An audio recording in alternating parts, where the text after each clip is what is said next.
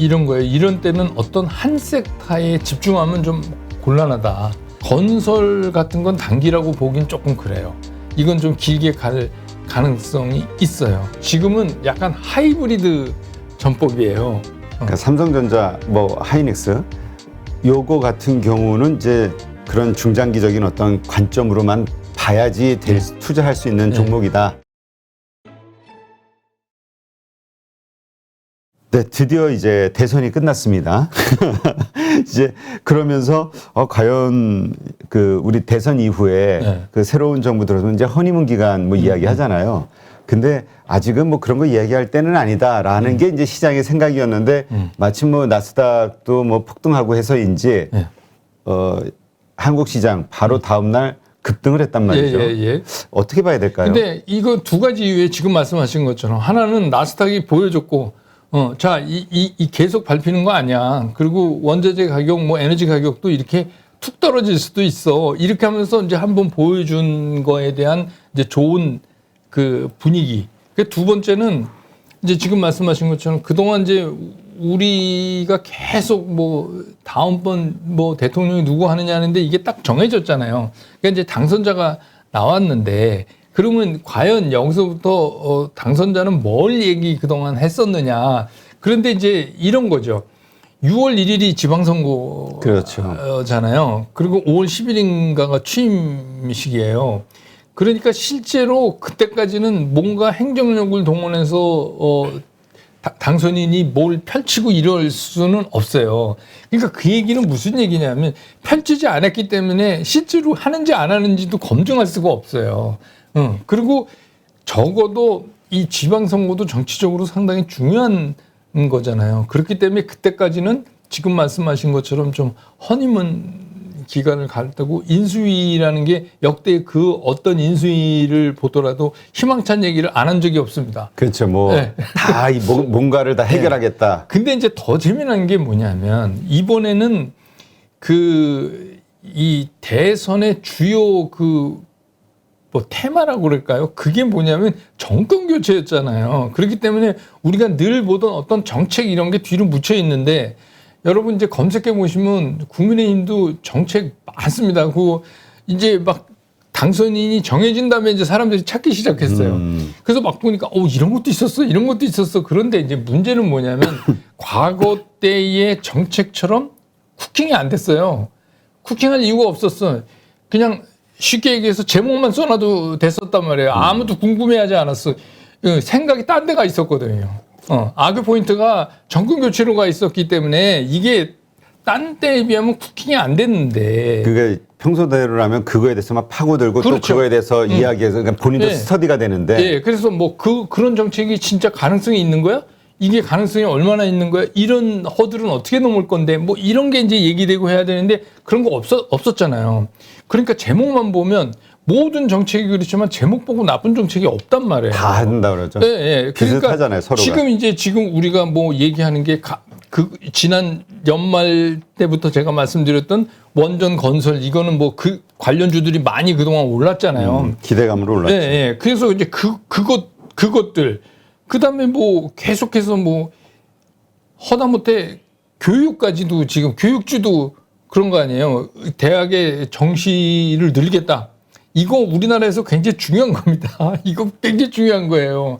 그러니까 이제 그런 대로 막 하고 뭐 디지털 자산 그래서 뭐 NFT 관련된 게임주들이 움직이고 하는 것도 그런 거고 또 플랫폼도 그 더불어민주당에서는 막 당 대표까지도 이 친구도 나쁘다 막 할 정도로 뭐 그 정도로 그랬으니까 이것도 조금 느슨해지지 않겠느냐 하는 기대 뭐 이런 것들 때문에 그 10일 날 주가가 좀 올랐죠. 그러니까 뭐 네이버, 카카오 정말 뭐 8%대 상승을 했잖아요. 그 다음에 건설주들도 많이 폭등을 했고요.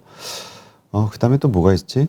근데 오히려 원전주 같은 경우는 오히려 좀 재미없는 그러니까 모습. 이런 거죠. 그게 지금 말씀하신 것처럼 얘네는 미리 올랐어요. 선반영. 왜 그랬냐면 지금 문 대통령도 뭐 얼마 전에 주요 에너지원이다. 원자력은 이렇게 얘기하고 그러니까 원전 는 이제 해야 되는 건가 보다 이런 생각들을 가지고 있었기 때문에 먼저 좀 올랐으니까 이 실현 매물들이 이제 나올 수밖에 없는 거고. 그다음에 뭐 건설도 그런데 건설도 그래요. 250만 원을 더 줘야 되는데 건설 좋아요. 좋은데 가만히 따져보면 문제가 또 있어요.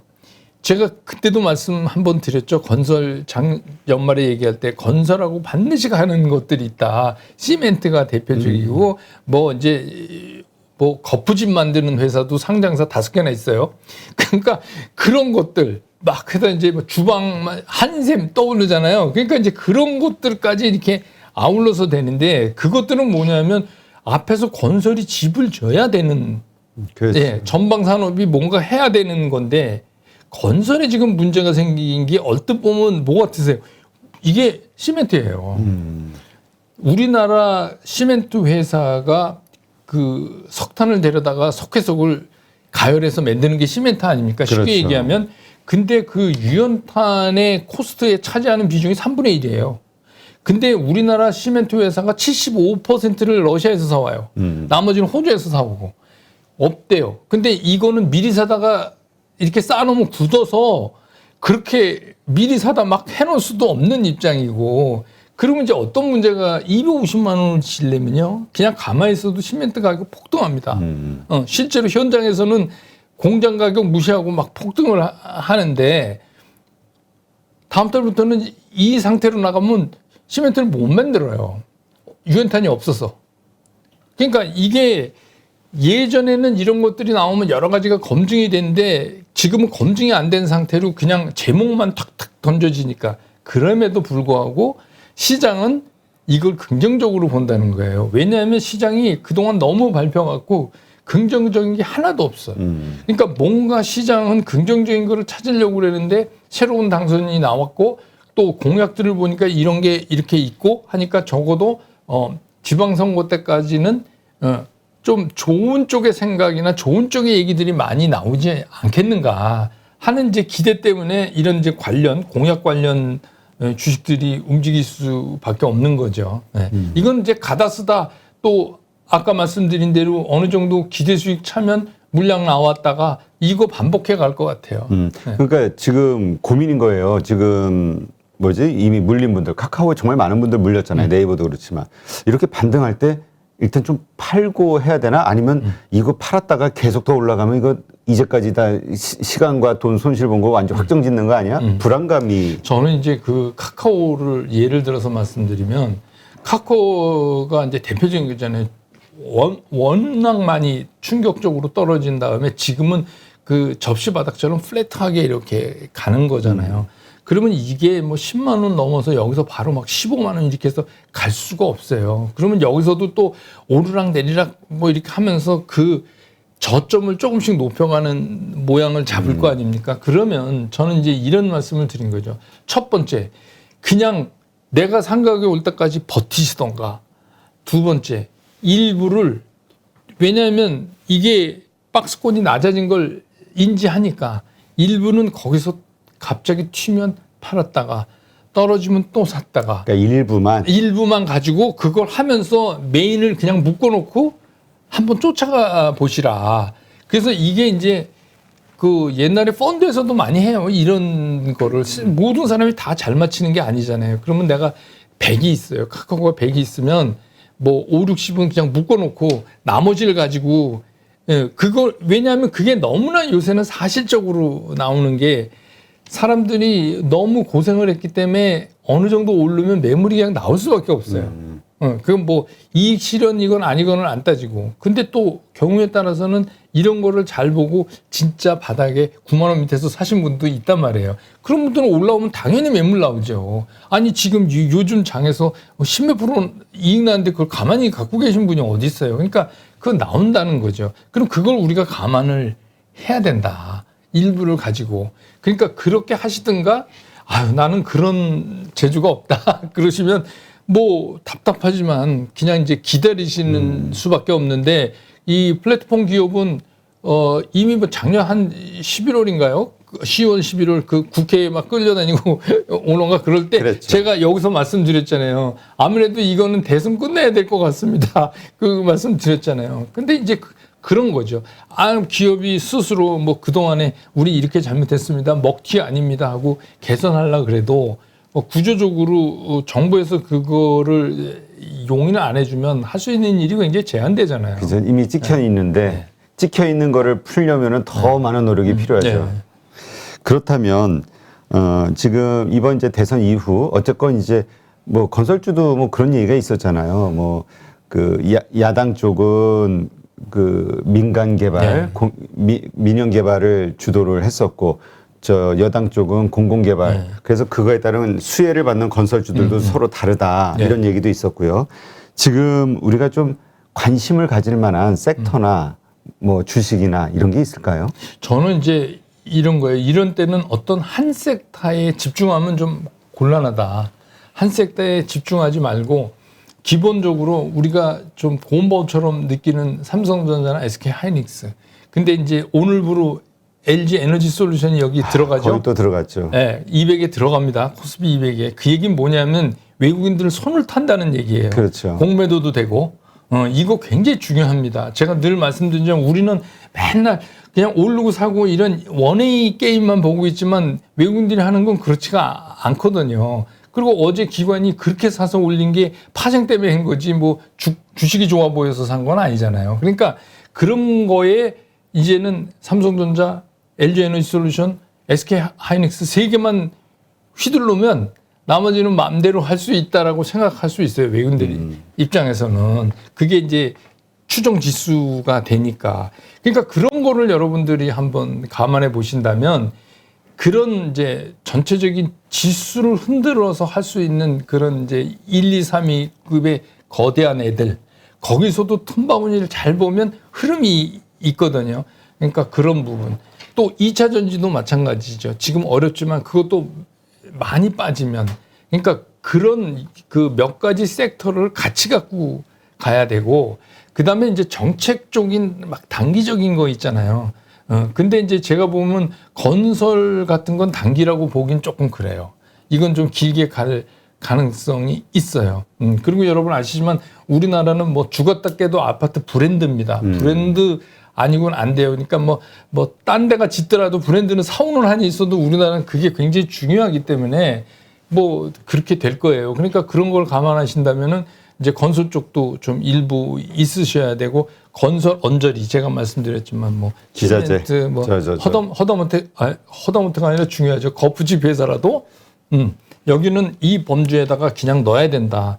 그리고 이제 뭐 우리가 메타버스 얘기하고 NFT 얘기하고 뭐 이랬던 거 이거 얘기 안 할 수가 없어요.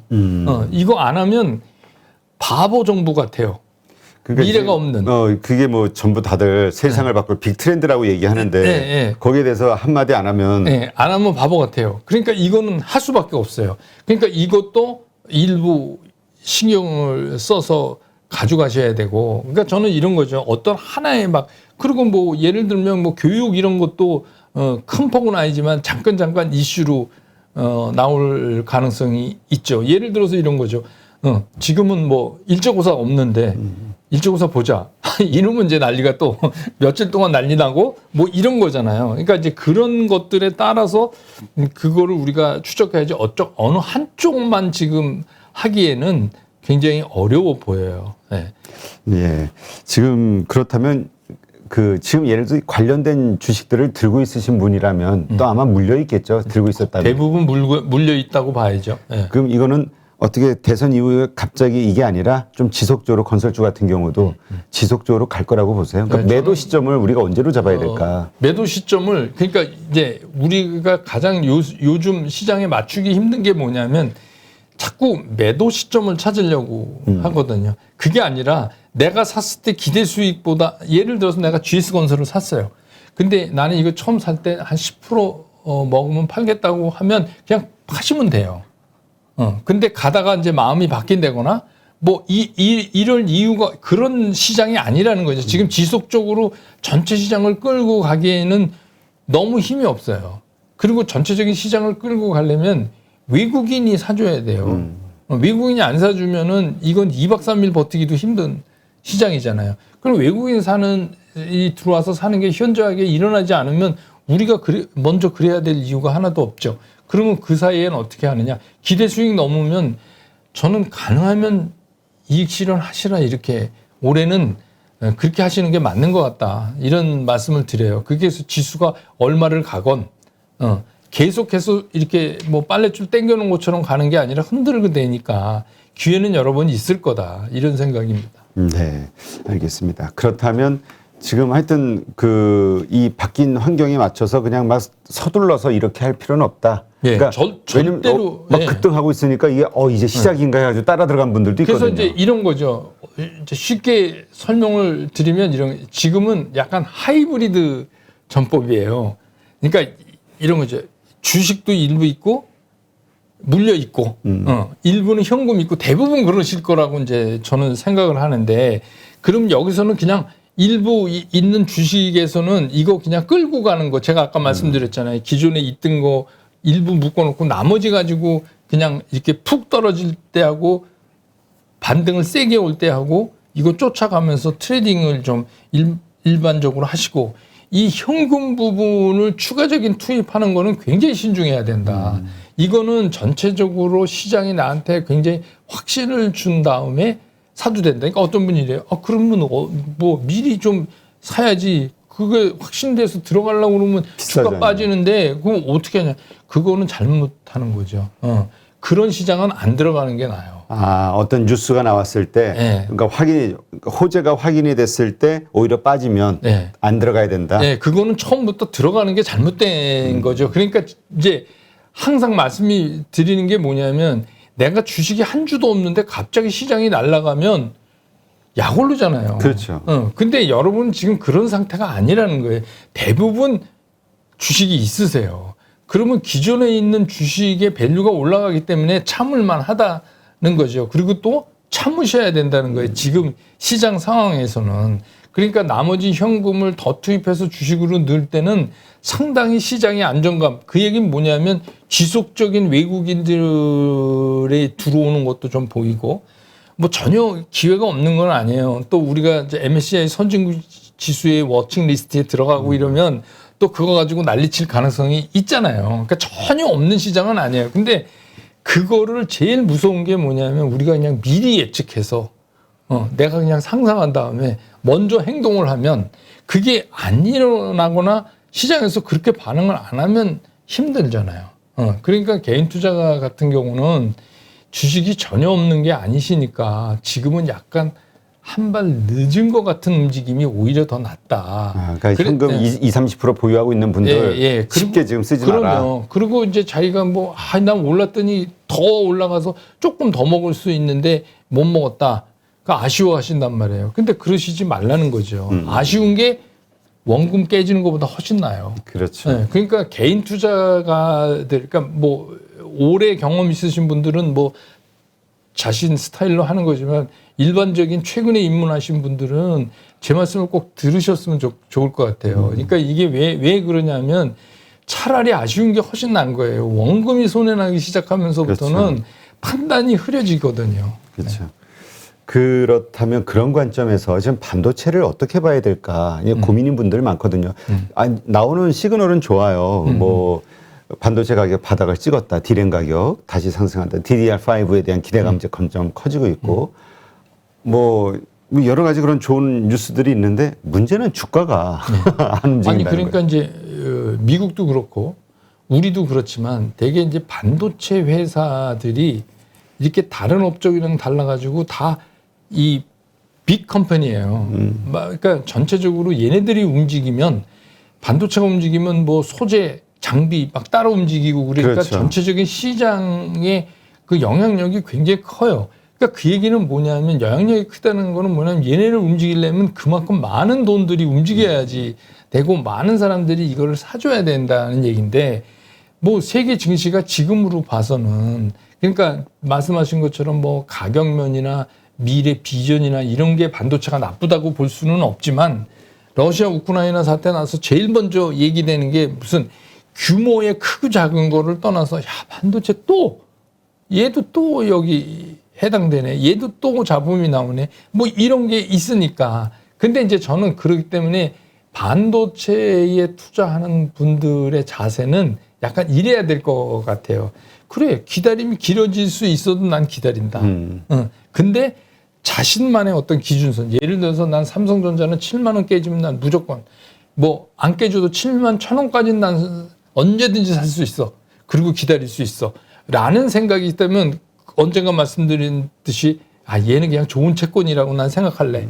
내가 7만 원 근처에서 사면 그냥 얘는 좋은 채권이라고 난 생각할 거야. 이런 자세가 아니고 만약에 이걸 사서 내가 얼마 기간 동안 얼마의 수익률을 기대하고 그러면 반도체를 왜 삽니까? 트레이딩 관점으로. 네, 다른 종목 사야죠. 그러니까 삼성전자, 뭐 하이닉스 요거 같은 경우는 이제 그런 중장기적인 어떤 관점으로만 봐야지 투자할 수 있는 종목이다. 네, 그렇지 않으면 기다릴 수가 없어요. 더군다나 이제 우리나라 경우는 삼성전자, SK하이닉스 조금 전에도 말씀드렸지만 이제 LG에너지솔루션까지 겹쳐졌지만 이 세 종목은 자기 본연의 감당만 하는 종목이 아니에요. 이제부터는 전체적인 파생을 얘네들이 이 파생까지 맡아줘야 되는 그런 운명적인 회사들이잖아요. 그러니까 실제로 시장에서 아주 담백하게 그 회사가 갖고 있는 것만 갖고 평가를 못 받을 가능성이 많은 거예요. 그러니까 그런 것도 항상 그래서 제가 나는 싫어. 그래서 삼성전자, SK하이닉스, LG에너지솔루션이 단 한 주도 없는 분이라도 주식 투자 잘 하시려면 매일 한번 체크를 해보시라. 파생 쪽을. 아니, 그러니까 파생 쪽 어려우시면 예. 외국인들이 얘네를 얼마씩 사고 있는지 그 요새 뭐 친절하게 HTS에 다 나오니까 한번 보시라는 거예요.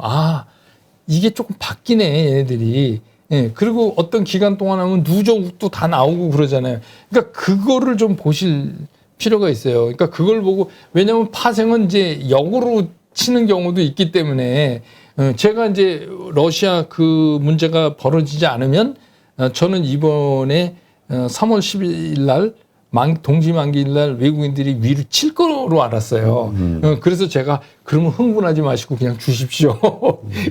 그거 올라가는 거 아닙니다. 그런 말씀을 드렸는데 푸틴이 다 엉망을 만들어서 뭐 이번엔 비교적 충격이 좀 적었던 거예요. 그래도 뭐 그렇게 됐지만 그러니까 우리가 파생의 움직임을 정확하게 초보 투자자가 안 되는 건 어렵지만 그래도 우리가 볼 수 있는 건 이 주요 세 종목 우리 시장의 영향력이 큰 이 세 종목을 외국인들이 어떤 추세로 매매하고 있나 이거를 보시면 시장을 내가 얼마큼 편안히 볼 수 있나 이런 이제 바로메터가 되잖아요. 네. 그렇군요. 알겠습니다. 그러니까 하여튼 갈수록 우리 투자자들이 많이 늘어나고 거기에서 사실 이 투자도 이제 뭐라 그럴까요? 많이 훈련된 사람이 또 벌 수 있는 그럼요. 환경이 돼버렸잖아요. 네. 워낙 경쟁이 치열해지다 보니까. 그러니까 진짜 배워야 될 게 많은 것 같아요. 파생도 그렇고. 네, 그리고 뭐 이제 왔다 갔다 하지 마시고 기본적으로 이렇게 한번 종이에다 적어보세요. 내가 기본적으로 뭘 체크를 좀 해봐야 되나. 그걸 적어보시면 뭐 생각보다 많지 않으시고 아침에 일어나서 그거를 좀 체크해 보세요. 제가 말씀드렸지만 원자재, 에너지, 곡물 가격 이거는 매일 체크하셔야 돼요. 환율.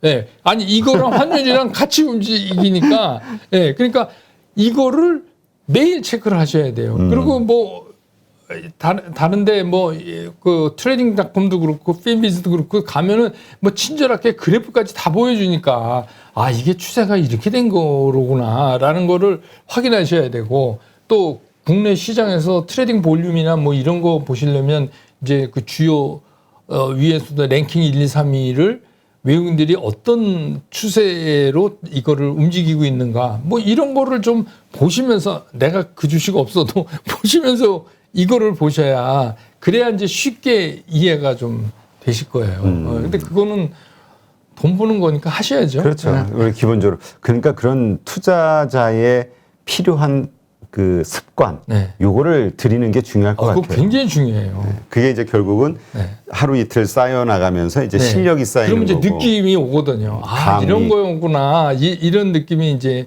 오죠. 네, 알겠습니다.